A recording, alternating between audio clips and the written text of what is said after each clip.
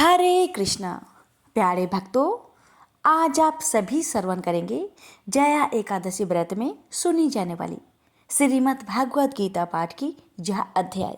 एकादशी व्रत में गीता पाठ सुनने का महत्व विशेष रूप से आध्यात्मिक उन्नति और भगवान श्री कृष्ण के प्रति भक्ति को बढ़ाने के लिए है।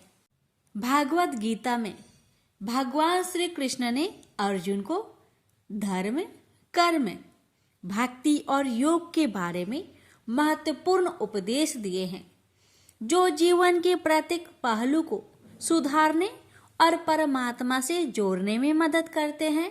गीता का पाठ करने से व्यक्ति का मन शांत और एकाग्र होता है, जिससे उसकी भक्ति में वृद्धि होती है। एकादशी का व्रत विशेष रूप से भगवान विष्णु जी को समर्पित होता है और गीता पाठ का उस समर्पण को सशक्त करता है। गीता में भगवान कृष्ण ने हर व्यक्ति को अपने धर्म के अनुसार कार्य करने की शिक्षा दी है। एकादशी व्रत का पालन गीता का पाठ यह समझाने में मदद करता है कि सही कर्म और भक्ति के साथ ही जीवन कैसे व्यतीत किया जाए। गीता का अध्ययन आत्मज्ञान प्रदान करता है और आत्मा की शुद्धि के मार्ग पर अग्रसर करता है। यह व्यक्ति को परमात्मा के साथ गहरे संबंध बनाने की प्रेरणा देता है।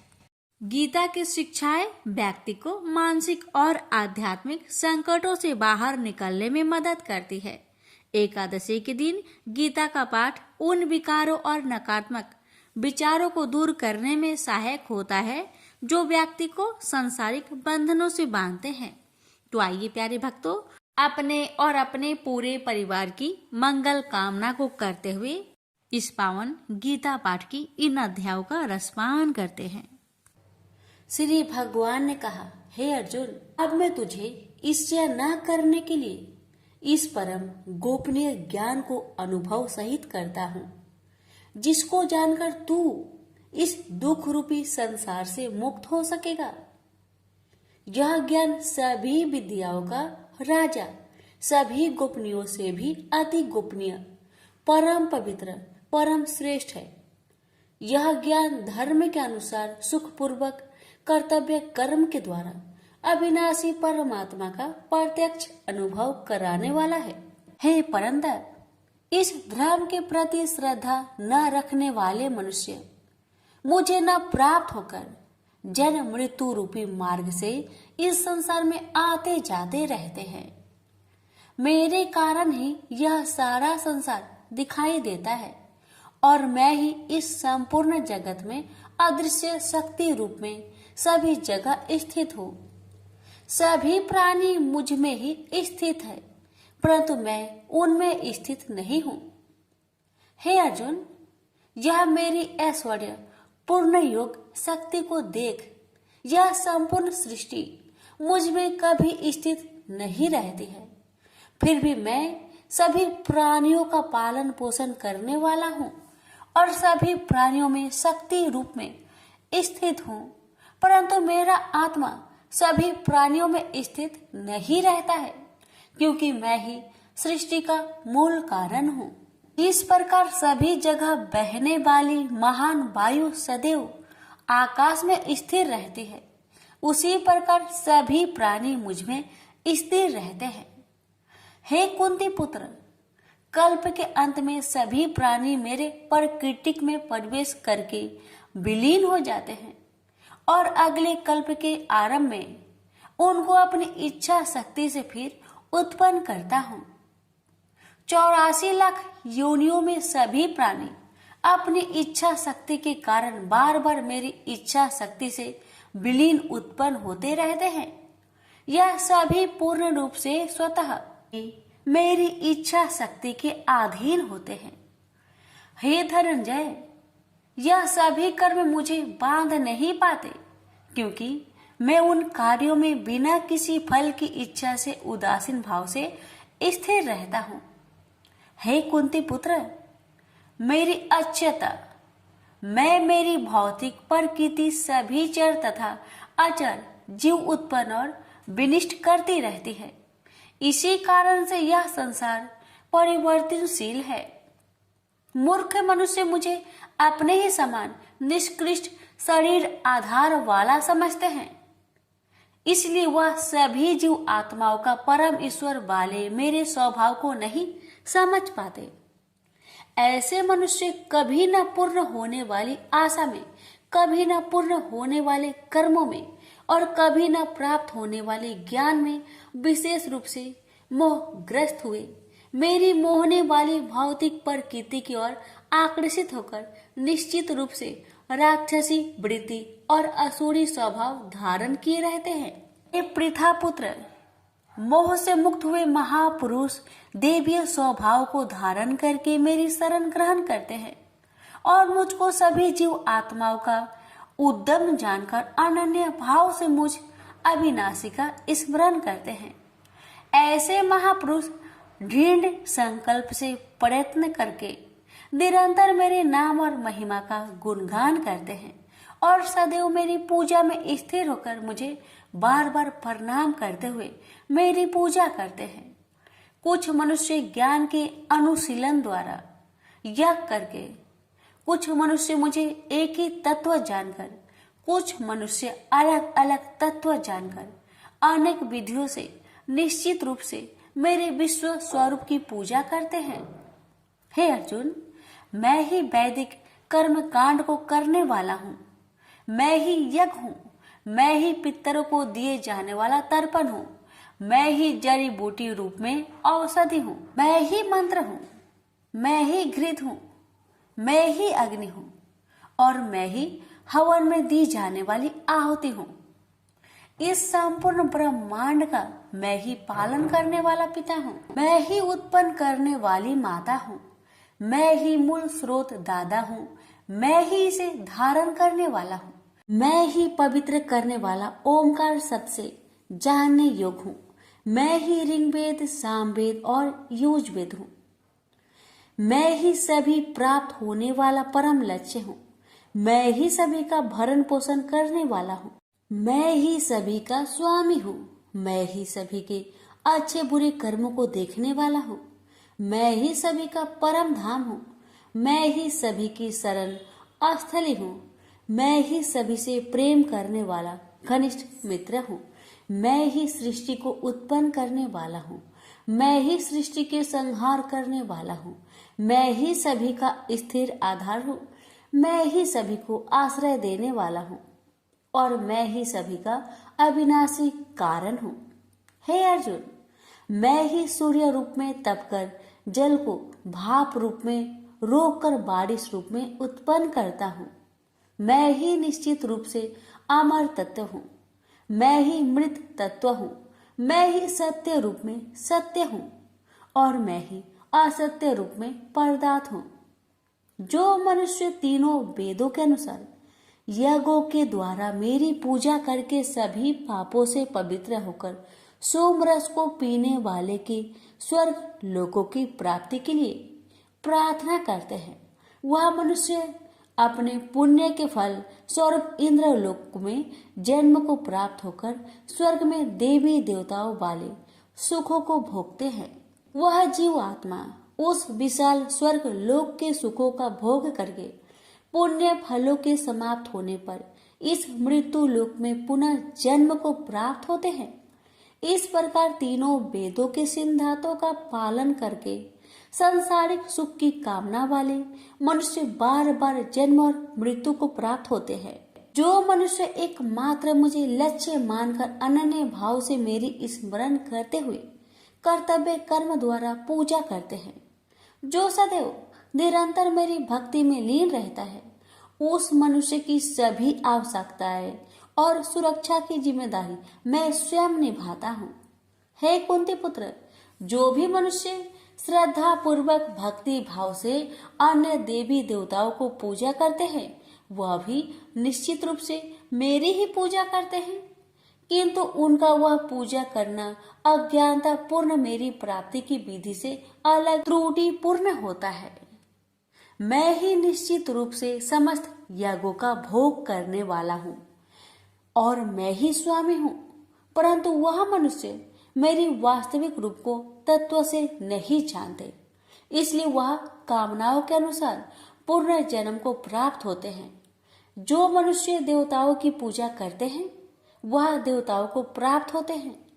जो अपने पूर्वजों की पूजा करते हैं वह पूर्वजों को प्राप्त होते हैं।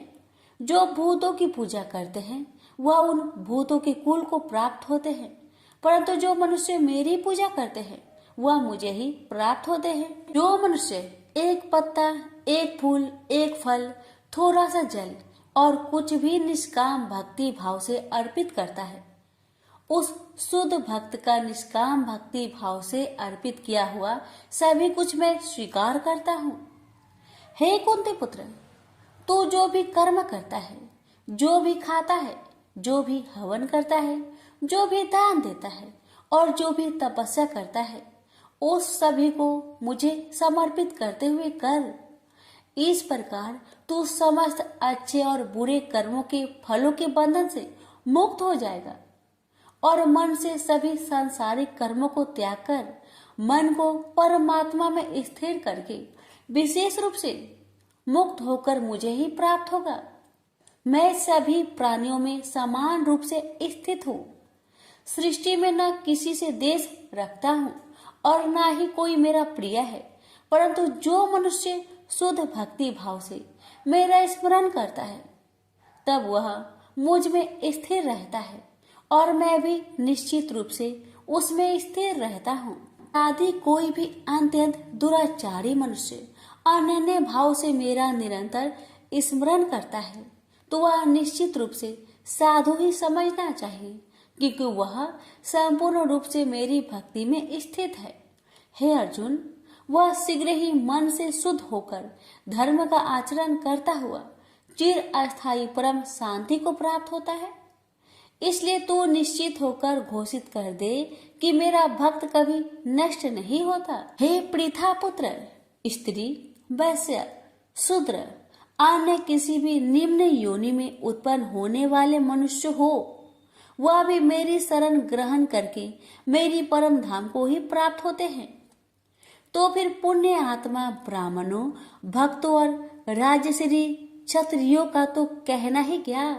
इसलिए तू क्षण में नष्ट होने वाले दुख से भरे हुए इस जीवन में निरंतर मेरा ही स्मरण कर। हे अर्जुन, तू मुझ में ही मन को स्थिर कर, मेरा ही भक्त बन, मेरे ही पूजा कर और मुझे ही प्रणाम कर।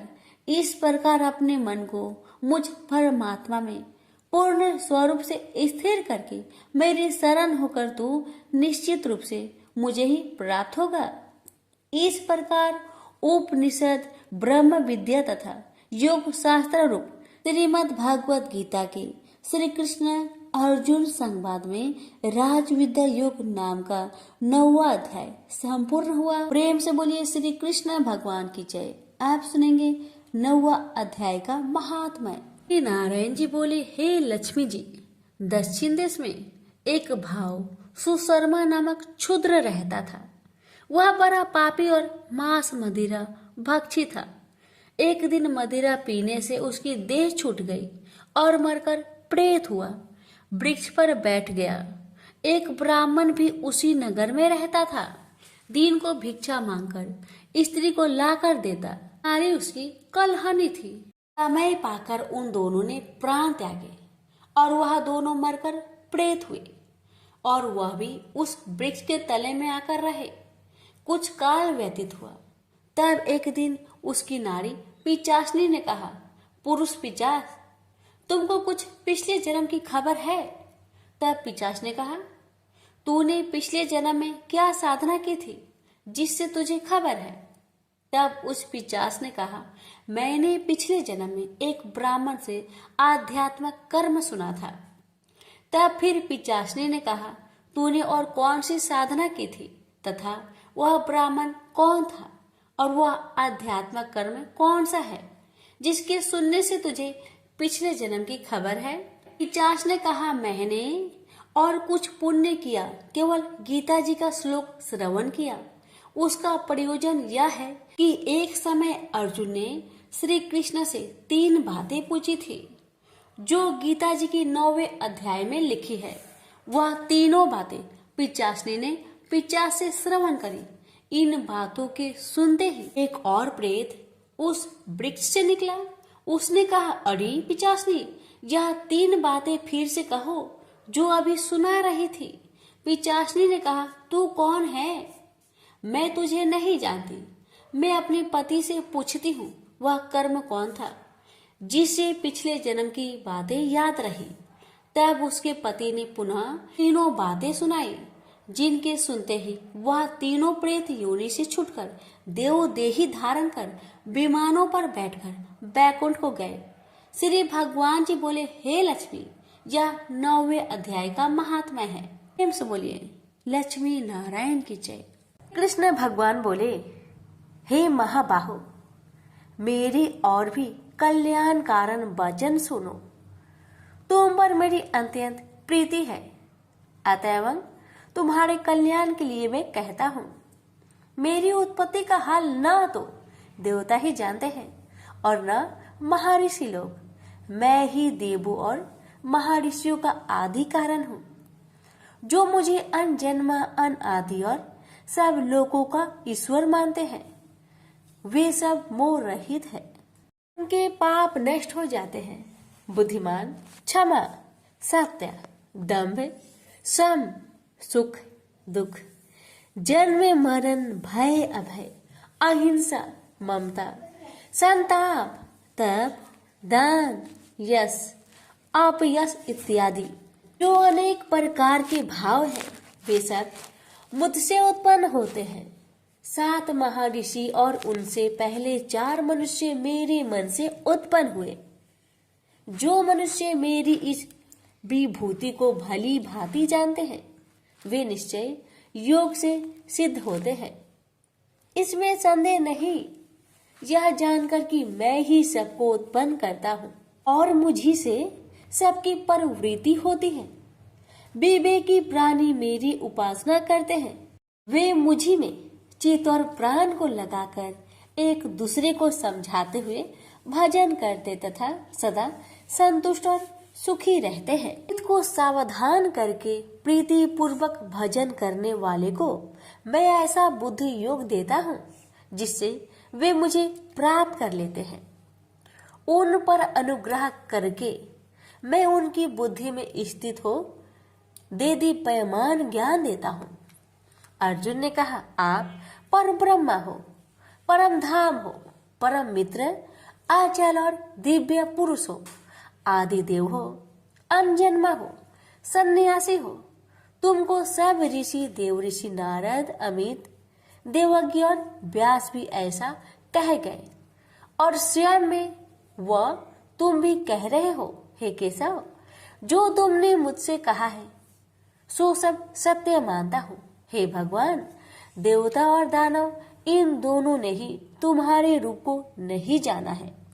सब चीजों की उत्पन्न करने वाले भूतेश, हे देव, हे जगतपते, हे पुरुषोत्तम, आप स्वयं ही अपने को जानते हैं। अतः आप अपनी गत दिव्य विभूतियों का हाल पूर्णतया वर्णन कीजिए, जिनके द्वारा आप इन सब लोगों में व्याप्त हो रहे हैं। चिंतन करता हुआ भी मैं आपको किस प्रकार से जान सकता हूँ? आपका ध्यान किन किन भावों से करना उचित है? हे जनार्दन, कृपया अपनी माया और विभूतियों को विस्तार से कहिए। अमृत रूपी आपकी इस वाणी को सुनने से मेरा मन तृप्त नहीं होता। श्री कृष्ण बोले, मेरा विस्तार तो अनंत है, तो भी मुख्य मुख्य विभूतियों को मैं तुम्हें सुनाता हूँ। गुणकेश, समस्त भूतों के अंत कारण में रहने वाला आत्मा मैं ही हूँ। मैं ही उनका आदि मध्य अंत हूँ। मैं ही आदित्य में विष्णु, प्रकाश को मैं अनेक किरणों से भूषित सूर्य, मरुद गणों में मरीच, नक्षत्रों में चंद्रमा मैं ही हूँ। मैं वेदों में सामवेद, देवों में विष्णु, इंद्रियों में मन और धृत मात्र में चैतन्य मैं ही हूँ। रुद्रों में शिव, यज्ञों में कुबेर, अष्ट वस्तुओं में अग्नि और पर्वतों में सिमरु मैं ही हूँ। हे पार्थ, पुरोहितों में बृहस्पति, सेनापतियों में स्कंद और जलाशयों में समुद्र मैं ही हूँ। मैं महर्षियों में भृगु बानी हूँ। अक्षरों में ओंकार, यज्ञों में जप, यज्ञों और स्वथवारों में हिमालय मैं ही हूँ। वृक्षों में पीपल, देव ऋषियों में नारद, गंधर्वों में चित्ररथ, सिद्धों में कपिल मुनि, वेदों में अमृत से उत्पन्न उच्च श्रवा, गजेंद्रों में ऐरावत और मनुष्यों में राजा मैं ही हूँ। धातुओं में वज्र, गौओं में कामधेनु, प्रजा की उत्पत्ति करने वालों में कामदेव और सर्पों में वासुकी मैं ही हूँ। नागों में शेषनाग, जलचरों में वरुण, पितरों में आर्यमा और शासन करने वालों में यमराज मैं ही हूँ। शुद्ध करने वालों में वायु, शस्त्रधारियों में राम, नदियों में गंगा मैं ही हूँ। हे अर्जुन, मैं सब प्राणियों का आदि अंत, विद्याओं में आध्यात्म विद्या और वाद विवादों में वाद मैं ही हूँ। अक्षरों में ओमकार में दंड, अक्षय कोक और 4 मुख वाला ब्रह्म भी मैं ही हूँ। सबको हरने वाली मृत्यु, भविष्य में होने वाले पदार्थों की उत्पत्ति, स्त्रियों में कृति, लक्ष्मी, वाणी, स्मृति, मेधा, धृति और क्षमा मैं ही हूँ। साम वेद में ब्रह्म सत्साम, छंदों में गायत्री, मासों में मार्गशीर्ष और ऋतुओं में बसंत मैं ही हूँ। यादवों में वासुदेव, पांडवों में अर्जुन, मुनियों में व्यास और कवियों में शुक्र मैं ही हूँ। दमन करने वालों में दंड, जय चाहने वालों में नीति, गुहा पदार्थों में मौन तथा ज्ञानियों में ज्ञान मैं ही हूँ। और हे अर्जुन, भूत भाव का जो बीज है वह भी मैं ही हूँ। मेरे अतिरिक्त चराचर भूत कुछ भी नहीं है। ये परंतप दिव्य विभूतियों का अंत नहीं है। विभूतियों का विस्तार मैंने संक्षेप में कहा है। जो वस्तु ऐश्वर्यवान, शोभ्यमान और यशवान है, उन्हें मेरे ही तेज के अंश से उत्पन्न हुआ जानो। यही जानो कि मैं अपने एक ही अंश से इस संपूर्ण जगत में व्यापक हूँ। प्रेम से बोलिए श्री कृष्ण भगवान की जय। आप सुनिए 10वें अध्याय का महात्म्य। नारायण जी बोले, हे लक्ष्मी जी, अब 10वें अध्याय का महात्म्य मैं कहता हूँ, आप श्रवण करें। एक बनारस क्षेत्र, गंगा जी का स्नान, संतों तथा काशी विश्वनाथ जी का दर्शन, अन्न को छोड़ना, एकादशी का दिन। हे स्वामी, इसने ऐसा क्या पुण्य किया था जिससे इसको यह गति प्राप्त हुई? शिव जी बोले, हे श्रृंगी, एक दिन यह ब्राह्मण विश्वेश्वर महादेव जी के दर्शन को जा रहा था। मार्ग में धूप की गर्मी के कारण एक समय कैलाश पर्वत पर पार्वती और हम बैठे हुए थे। एक हंस मेरे दर्शन को आया। वह हंस ब्रह्मा का वाहन था। ब्रह्मलोक से मान सरोवर को जाता था। उस सरोवर में सुंदर कमल के फूल थे। वह हंस एक कमल को लागने लगा। उसकी परछाई कमल पर पड़ी तो वह हंस श्याम वर्ण हो आकाश से गिर पड़ा। तब उसी समय उस मार्ग में मेरा एक गण आया। हंस को गिरा देख गण ने कहा, हे स्वामी, वह हंस आपके दर्शन को आया था, सो श्याम वर्ण हो गया। इसका क्या कारण है? ऐसा क्यों हुआ? हंस ने कहा, मैं आपके दर्शन को आ रहा था। मान सरोवर में कमल के फूल खिले हुए थे, उसको लांघ कर आया। उससे मेरी देह श्याम वर्ण हो गई और आकाश से गिर पड़ा। कारण जानता नहीं क्या हुआ। यह सुन शिव जी हंसे। तब आकाशवाणी हुई कि हे शंभु जी, कमलनी से पूछो, वह कहेगी। कमलनी ने कहा, मैं पूर्व जन्म में पद्मावती नामक अप्सरा थी। उस समय एक ब्राह्मण गंगा के किनारे स्नान कर गीता जी के 10वें अध्याय का पाठ किया करता था। एक दिन इंद्र का सिंहासन हिला। तब इंद्र ने मुझे आज्ञा दी कि तू जाकर उस ब्राह्मण की तपस्या भंग कर। आज्ञा पाकर मैं उस ब्रीप के पास गई। उस ब्रीप ने मुझे श्राप देकर कहा, अरे पापिनी, तू कमलनी हो जा। उसी समय में कमिलनी हो गई। तभी से मैं गीता जी के 10वें अध्याय का पाठ करती हूँ। उसी से मेरा यह तेज है कि मुझको लांघने वाला काला होकर अचेत हो जाता है। हंस ने कहा, मेरा यह श्याम वर्ण कैसे श्वेत होगा, और तू इस कमल देह से छूटकर कैसे देव देही पाई। तब कमलनी बोली, जब कोई श्री गीता जी के 10वें अध्याय का पाठ सुनाएगा उद्धार होगा। तब एक ब्राह्मण ने सरोवर में स्नान कर गीता जी के 10वें अध्याय का पाठ किया। उसे हंस ने और कमलनी ने सुना, तब उसका उद्धार हुआ। प्रेम से बोलिए लक्ष्मी नारायण की जय, उमापति शंकर भगवान की जय।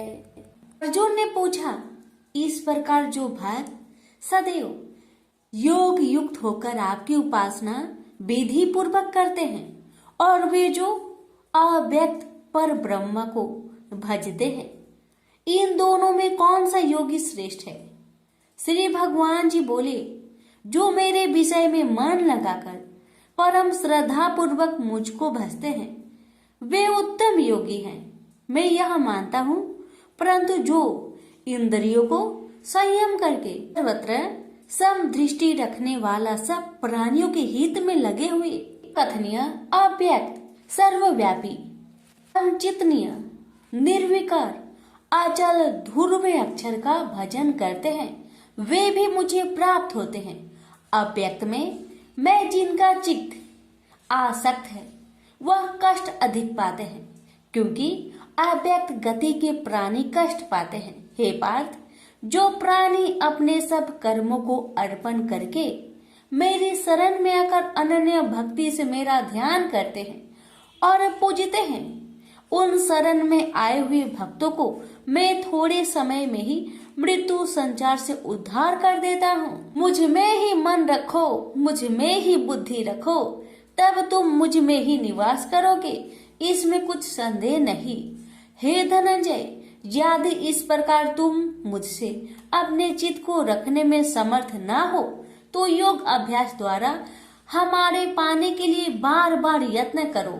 यदि अभ्यास भी ना हो सके तो मेरे उद्देश्य से व्रत आदि ही करो। यदि मेरे लिए तुम कर्म करोगे तो भी तुम्हें मुक्ति प्राप्त होगी, और यदि ऐसा भी ना कर सके तो मन को रोककर अनन्य भाव से मेरी शरण में आओ और फल की आशा छोड़कर कर्म करो, क्योंकि अभ्यास से ज्ञान उत्तम है, ज्ञान से ध्यान श्रेष्ठ है, त्याग से शांति प्राप्त होती है। जो किसी से द्वेष नहीं करता सबका मित्र है, दयाधारी है, ममता और अहंकार जिसमें नहीं है, सुख दुख को जो समान जानता है, क्षमावान है, संतोषी है, स्थिर चित्त से इंद्रियों को बस में रखता है, दृढ़ निश्चयवान है, मुझ में अपने मन और बुद्धि को लगाए हुए है, ऐसा मेरा भक्त मुझे प्रिय है, जिसे न लोगों का भय है न लोगों से डरता है। ऐसा जो हर्ष ईर्ष्या दुष्टों के भय और विषाद से रहित है, वह मेरा प्रिय है। जो कुछ मिले उसी में संतुष्ट, पवित्र पक्ष, निष्पक्ष, दुख रहित, फल की आशा त्याग कर करने वाला, ऐसा जो मेरा भक्त है वह मुझे प्रिय है। जो लाभ से प्रसन्न हो, किसी से द्वेष न करे, इष्ट पदार्थ के नष्ट होने से दुखी न हो, किसी वस्तु की इच्छा न करे, अशुभ तथा शुभ दोनों का त्यागी हो, वह भक्त मेरा परम प्रिय है। जिसको शत्रु और मित्र मान और अपमान, सर्दी और गर्मी, सुख तथा दुख समान है, और जो वासनाओं से रहित है, निंदा एवं स्तुति को समान जानता है, जो मुझ में श्रद्धा करके मुझे मानता हुआ इस अमृत के समान कल्याणकारक धर्म का आचरण मेरे उपदेश अनुसार करते हैं, वे मुझे अत्यंत प्रिय है। प्रेम से बोलिए श्री कृष्ण भगवान की जय। आप सुनिए 12वें अध्याय का महात्म्य। श्री भगवान बोले, हे लक्ष्मी, अब 12वें अध्याय का महात्म्य सुनो। दक्षिण देश में एक सुखानंद नाम का राजा रहता था, जिसके नगर में एक अत्यंत लंपट रहता था। एक गणिका से उसकी प्रीति थी। वह दोनों एक देवी के मंदिर में जाकर मदिरा पान किया करते, मांस खाए और भोग भोगे। और जो कोई पूछे तुम यहाँ क्या करते हो, तो कहते हम यहाँ रहकर देवी की सेवा करते हैं, ऐसे झूठ कह देते। उसी मंदिर में एक ब्राह्मण देवी की सेवा करता था। एक दिन उस ब्राह्मण ने देवी की स्तुति की। देवी प्रसन्न होकर बोली, वर मांग, जो मांगेगा सो दूंगी। उसने धन संतान का सुख मांगा। देवी ने कहा, ए ब्राह्मण, मैं अवश्य तुझे संतान दूंगी, पर एक काम कर, पहले इन दोनों का उद्धार कर ले। तब ब्राह्मण ने नारायण जी का तप किया। भगवान प्रसन्न हुए तथा नारायण जी गरुड़ पर बैठकर आए और कहा, तेरी क्या कामना है? ब्राह्मण ने पूछा, इन दोनों का उद्धार कैसे हो? श्री नारायण जी बोले, हे ब्राह्मण, गीता जी के 12वें अध्याय का पाठ सुनाओ तो दोनों का उद्धार हो जाएगा। तब उन दोनों ब्रीप ने भगवान की स्तुति कर धन्यवाद दिया। फिर ब्रीप ने उस गणिका और लंपट को बैठाकर गीता के 12वें अध्याय का पाठ सुनाया। सुनते ही उन दोनों की देही छूटी और देवदेही पाकर बैकुंठ को गए। प्रेम से बोलिए लक्ष्मी नारायण की जय। भगवान बोले, हे लक्ष्मी, संसार अश्वत्थ पीपल के समान है, जिसकी पुरुष रूप जड़ ऊपर है, चराचर शाखा नीचे है, वेद इसके पत्ते हैं। जो यह जानता है वही वेद का ज्ञाता है। इसकी शाखा ऊपर नीचे फैली हुई है। सत्य, रज, तम और गुण इसकी रज वाहिनी नसें हैं, जिनसे इनका पालन होता है। शब्द रूप इनकी डालियां हैं। वह पीछे कर्म रूप में प्रकट होने वाली इसकी जड़ नीचे मनुष्य लोक में और भी नीचे तक चली गई है। और अश्वत्थ का यह रूप इसका आदि अंत और आकार संसारी प्राणी के ध्यान में नहीं आता, तथापि इसकी जड़ गहरी है।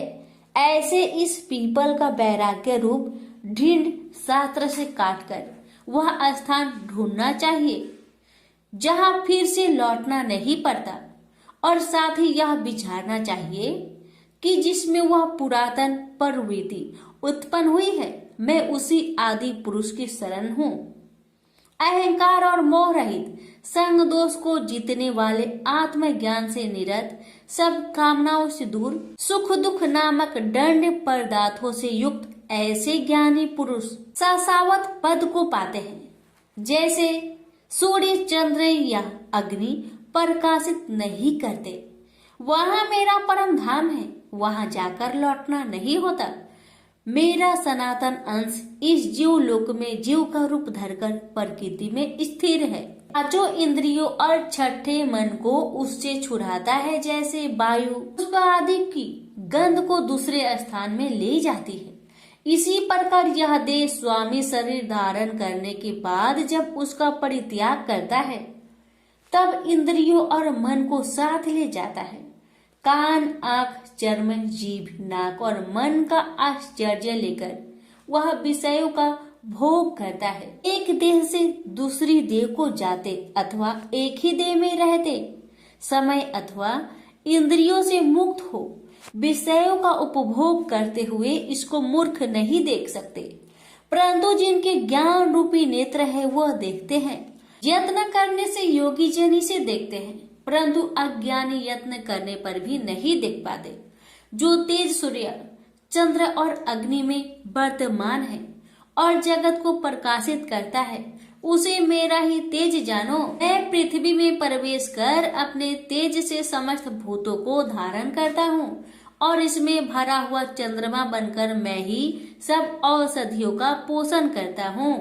मैं जठर अग्नि होकर सब प्राणियों की देह में प्रविष्ट हूँ, और प्राण वायु आपान वायु से संयुक्त होकर चारों प्रकार भक्ष्य, भोज्य, चोष्य, लेह से भोजन किए हुए प्राणियों के अन्न को पचाता हूँ। संसार में क्षर और अक्षर दो पुरुष है। जितने नाशवान प्राणी हैं वो क्षर कहलाते हैं और स्थिर चैतन्य को अक्षर कहते हैं। मैं अक्षर और क्षर में उत्कृष्ट हूँ। इसी कारण से लोक और वेद में जो पुरुष उत्तम के रूप को जानता है वह सब कुछ जानता है और सर्व भाव से मेरा ही स्मरण करता है। प्रेम से बोलिए श्री कृष्ण भगवान की जय। सुनिए 15वें अध्याय का महात्म्य। उत्तर प्रदेश में एक नरसिंह नामक राजा था।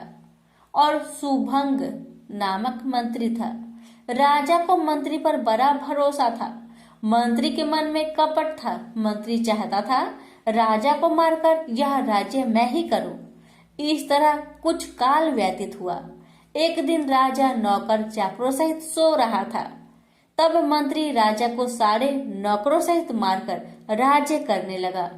कुछ काल व्यतीत हुआ, तब वह भी मर गया। धर्मराज के पास दूध बांध कर ले गए। धर्मराज बोला, हे यमदूतो, यह बड़ा पापी है, इसको नरक में डालो। हे लक्ष्मी, इस प्रकार कई नरक भोगकर धर्मराज की आज्ञा से घोड़े की योनि में आया। सिंघल द्वीप में जन्मते घोड़ा हुआ। एक सौदागर ने बहुत से घोड़े को मोल लिया और वह घोड़ा खरीदकर अपने देश को चला। चलते चलते अपने देश में आया। तब वहां के राजा ने सुना कि अमुक सौदागर बहुत से घोड़े ले आया है। तब राजा ने उसे बुलाया और कई घोड़े खरीदे। उस घोड़े को भी खरीदा। जब उस घोड़े ने राजा को देख उसने सिर फेर लिया। यह देख राजा बोला, क्या बात है, जो घोड़े ने सिर फेरा है। राजा ने पंडित को बुलाकर पूछा कि इस घोड़े ने हमें देखकर सिर क्यों फेरा, इसका क्या कारण है। पंडित ने कहा, राजन, इस घोड़े ने तुमको सिर नवाया है। राजा ने कहा, यह बात नहीं है। कई दिन पीछे राजा शिकार खेलने को उसी घोड़े पर सवारी करके गया। वह घोड़ा बहुत तेज चलता था। राजा शिकार खेलता खेलता बहुत दूर चला गया। उसी दिन राजा ने जाते ही शिकार मारा। राजा बहुत प्रसन्न हुआ। दोपहरी की गर्मी के कारण राजा को प्यास लगी। तब राजा ने वन में एक साधु को कुटिया में बैठे देखा। तालाब से जल भरा हुआ था।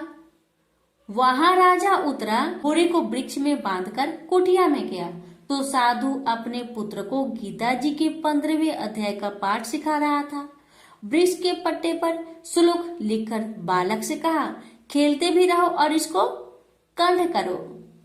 उस पत्ते को घोड़े ने देखा तो तुरंत उसकी देह छूट गई। देवदेही पाई, स्वर्ग से विमान आया, उस पर बैठ बैकुंठ को चला। इतने में ही राजा जल पीकर बाहर आया। देखा तो घोड़ा मरा है। राजा चिंतित होकर बोला, यह घोड़ा किसने मारा है, इसे क्या हुआ। इतने में वह बोला, हे राजन, तेरे घोड़े का चैतन्य मैं हूँ। मैंने अब देवदेही पाई है, बैकुंठ को चला हूँ। राजा ने पूछा, तुमने कौन सा पुण्य किया है। घोड़ा बोला, यह बात ऋषिवर से पूछो। राजा ने मुनीश्वर से पूछा। मुनि बोला, हे राजन, गीता जी का श्लोक लिखा हुआ पत्ता इसके आगे पड़ा है।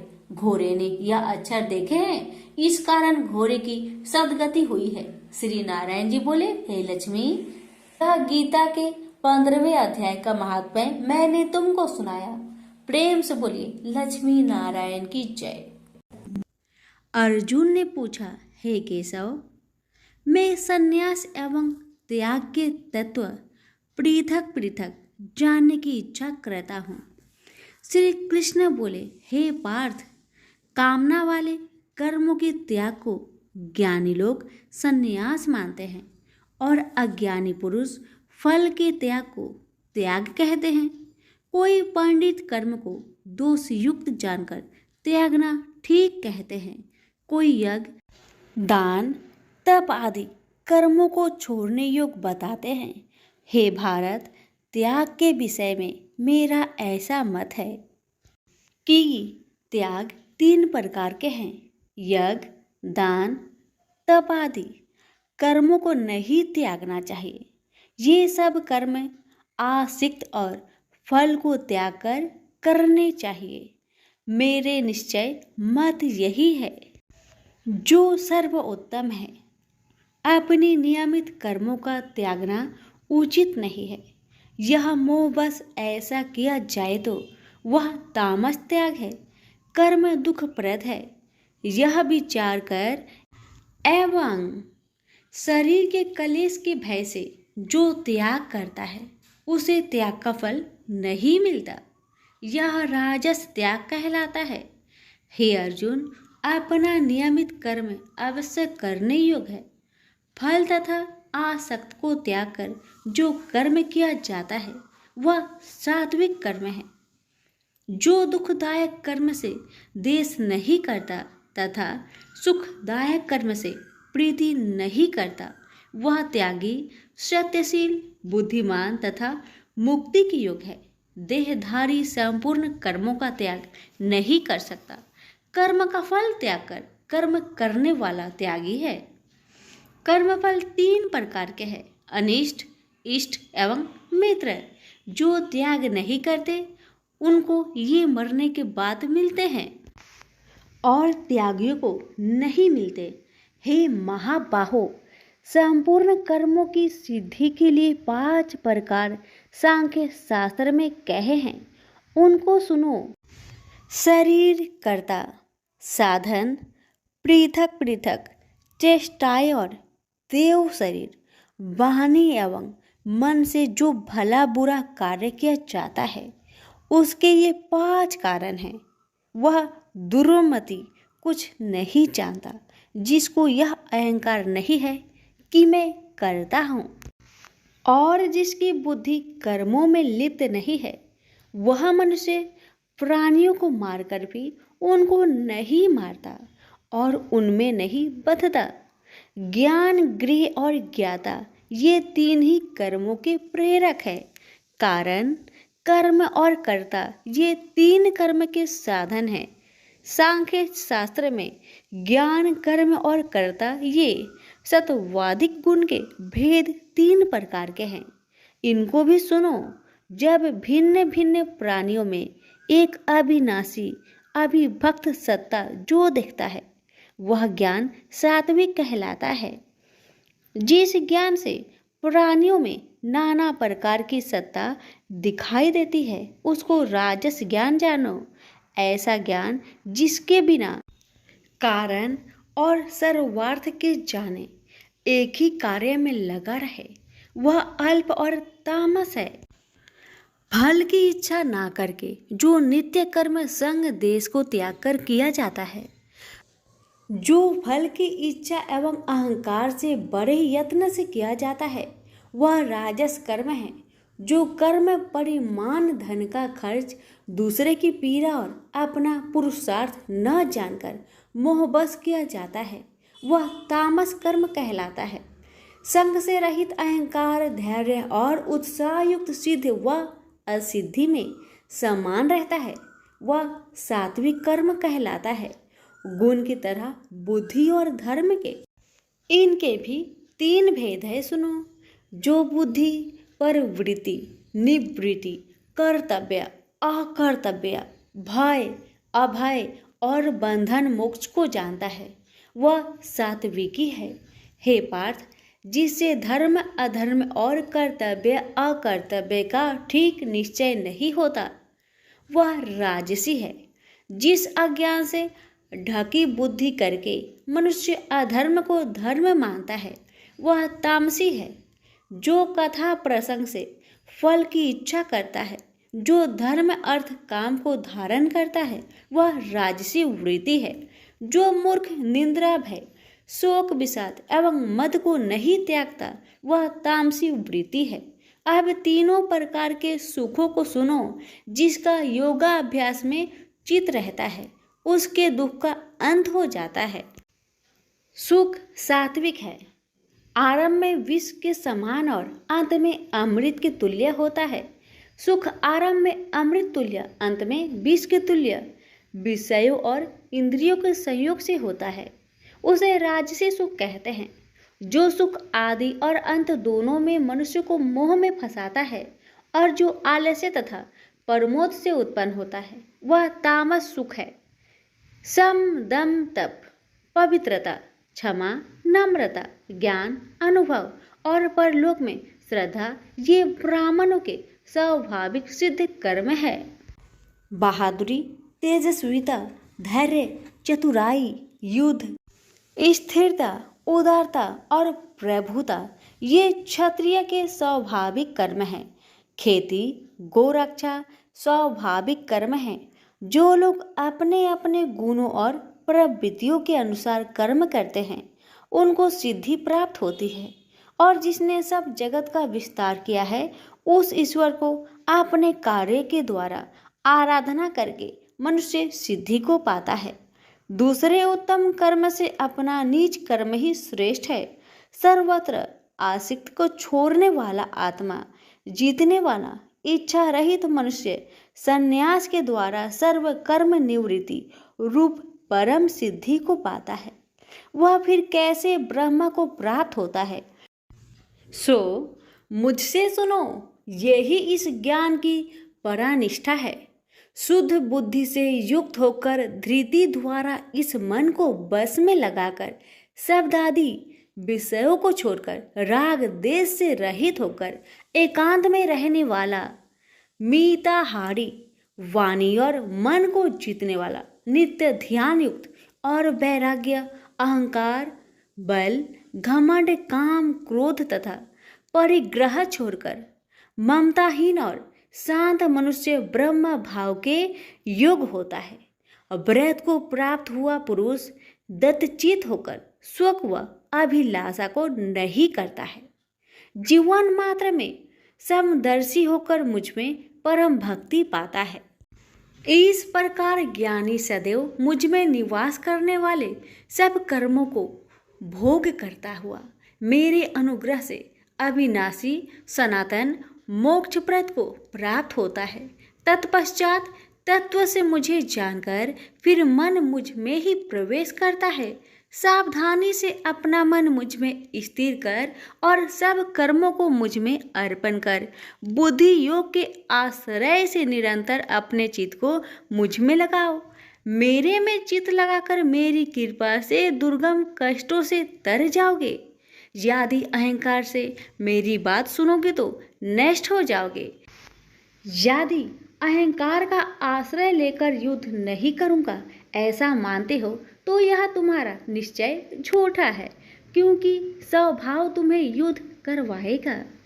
हे कौतन्य, जिस कर्म को तू अब मोह से करना चाहता है उसे अपने स्वाभाविक कर्म से बंधा हुआ बेबस होकर करेगा। हे अर्जुन, जीवों के हृदय में स्थिर ईश्वर उनको माया से भ्रमा रहा है, मानो सब यंत्र पर चढ़े हैं। हे भारत, सब भावों में उसी की कृपा से परम शांति एवं मुक्ति को पाओगे। यह गूढ़ ज्ञान मैंने तुमसे कहा है, इसे भली भांति विचार कर जैसा चाहते हो वैसा ही करो। अब तू सबसे गूढ़ वचन भी सुन, क्योंकि तू मेरा परम मित्र है, इसलिए मैं तेरे हित ही कहूँगा। मेरे में मन लगाओ, मेरे ही भक्त हो, मेरे ही यज्ञ करो और मेरा ही नाम जपो। सब धर्मों को छोड़कर मेरी शरण में आओ, मैं तुम्हें सब पापों से छुड़ा दूंगा। यह मेरा रहस्य ऐसे पुरुष जो तप ना करता हो, मेरा भक्त ना हो, कभी भी नहीं कहना चाहिए। जो इस परम गुप्त ज्ञान को मेरे भक्तों में प्रकट करेगा वही मेरी परम भक्ति को पाकर अंत में निश्चय ही मुझ में लीन हो जाएगा। इस धर्म संवाद को जो कोई पढ़ेगा उसे मैं समझूंगा कि उसने ज्ञान यज्ञ से मेरी पूजा की है। जो श्रद्धावान पुरुष दोष ढूंढे बिना इसको सुनेगा वह भी मुक्त होकर पुण्य आत्माओं को मिलने वाले शुभ लोक को प्राप्त होगा। हे पार्थ, तुमने एकाचित्त से मेरे कहे हुए उपदेश को सुना या नहीं? हे धनंजय, तुम्हारा अज्ञान से उत्पन्न हुआ मोह नष्ट हुआ या नहीं? अर्जुन ने कहा, हे भगवान, आपकी कृपा से मेरा मोह नष्ट हो गया और स्मृति जागृत हुई है। अब मैं निसंदेह आपकी आज्ञा पर स्थिर हूँ और जैसा आपने कहा है मैं वैसा ही करूँगा।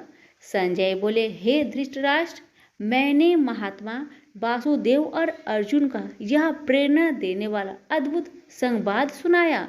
व्यास जी की कृपा से साक्षात योगेश्वर श्री कृष्ण जी के मुख से इस परम गुहा संवाद को मैंने सुना। हे राजन, श्री कृष्ण और अर्जुन के इस अद्भुत पुण्य कारक संवाद को स्मरण करके मन बार बार प्रसन्न होता है। श्री कृष्ण भगवान के उस अद्भुत रूप को स्मरण करके मुझे बड़ा ही विस्मय होता है। हे राजन, मैं बारंबार प्रसन्न होता हूँ। मेरी ऐसा धारणा है कि जहाँ योगेश्वर भगवान श्री कृष्ण हैं और जहाँ पार्थ जैसा धनुर्धर है, वही राजलक्ष्मी, विजय, ऐश्वर्य और अटल नीति है। सभी प्रेम से बोलिए श्री कृष्ण भगवान की जय हो। सुनिए 18वें अध्याय का महात्म्य। श्री भगवान जी बोले, हे लक्ष्मी, अब 18वें अध्याय का महात्म्य सुन। जैसे सब नदियों में गंगा जी, गौ में कपिला, कामधेनु और ऋषियों में नारद श्रेष्ठ है, उसी तरह गीता जी के सब अध्यायों में 18वां अध्याय श्रेष्ठ है। एक समय सेमरु पर्वत पर देवलोक में इंद्र अपनी सभा लगाए बड़ी प्रसन्नता में बैठे थे। उर्वशी नृत्य कर रही थी। इतने में एक चतुर्भुज रूप जीव को पार्षद ले आए और इंद्र को वह बहुत अखरे। उस तेजस्वी को बैठा तो दिया, किंतु अपने गुरु बृहस्पति जी से कहा, हे गुरुदेव, आप त्रिकालदर्शी हो, देखो इसने ऐसा कौन सा पुण्य किया है जिससे यह इंद्र आसन का अधिकारी हुआ। मेरे जाने तो इसने तीर्थ व्रत या दान कोई नहीं किया, शिवालय व ठाकुर मंदिर नहीं बनवाया, तालाब नहीं खुदवाया। यह सब बातें बृहस्पति जी ने भगवान से कही। तब भगवान ने बृहस्पति जी से कहा कि इसके मन में तो भोगों की वासना थी, परंतु यह गीता जी के 18वें अध्याय का नित्य पाठ करता था। इससे जब इसने अपनी देह को त्यागी, तब मैंने आज्ञा करी, हे पार्षदों, तुम इसको पहले ले जाकर इंद्र लोक के सुख भोगवाओ। जब इसका मनोरथ पूर्ण हो जाए, तब मेरी सायुज्य मुक्ति को पहुंचा दो। सो तुम जाकर भोगों की सामग्री इकट्ठी कर दो। तब इंद्र आदि सब देवताओं ने आकर भोगों की सब वस्तु एकत्र कर दी और कहा, पहले तुम इंद्र लोक के सुखों को भोगो। बहुत काल तक इंद्रपुरी के सुख भोग कर फिर भगवान की कृपा से सामुज्य मुक्ति पाकर बैकुंठ का अधिकारी हुआ। श्री नारायण जी बोले कि हे लक्ष्मी, यह 18वें अध्याय का महात्मा है। गंगा, गीता, गायत्री, कलयुग में यह तीनों मुक्ति की दाता है। प्रेम से बोलिए लक्ष्मी नारायण की जय।